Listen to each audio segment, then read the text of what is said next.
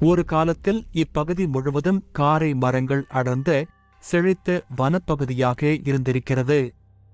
மக்கள் குடியேற வசதியாக ஊர் அமைப்பதற்காக இந்த காட்டை அழித்து திருத்தி ஒரு நகரை உருவாக்கினார்கள். காரை வனப்பகுதியில் மக்கள் குடியேறியதால் இப்பகுதி காரைக்குடி என்று பெயர் பெற்றது.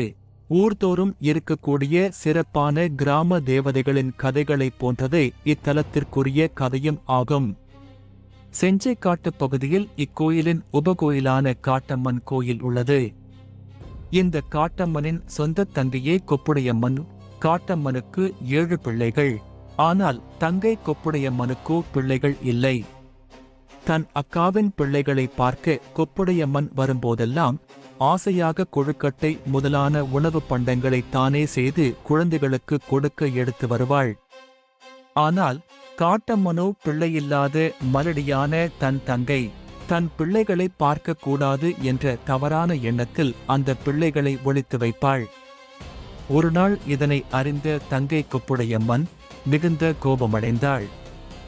ஆத்திரத்தில் ஒளித்து வைக்கப்பட்ட அந்த 7 பிள்ளைகளையும் அங்கேயே கல்லாக்கிவிட்டு அங்கிருந்து கோபத்தோடு வெளியேறி காரைக்குடி வந்து தெய்வமாக அமர்ந்து விட்டாள் என்று இக்கோயில் குறித்த வரலாற்று கதை சொல்லப்படுகிறது. இந்த கொப்புடையம்மன் கோயிலில் இன்னொரு பெரும் சிறப்பும் உண்டு. பொதுவாக சிவன் தலங்களில் சிதம்பரம் நடராஜர் கோயிலில்தான் மூலவரும் உற்சவரும் ஒன்றாக இருக்கும்.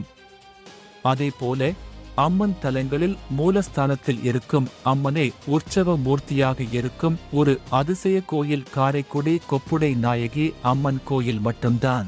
மேலும் இக்கோயிலின் காவல் தெய்வமான கருப்பண்ணசாமி வேறெங்கும் இல்லாத அபூர்வ கோலத்தில் குதிரையில் அமர்ந்தபடி கம்பீரமாக அருள்பாலிக்கிறார்.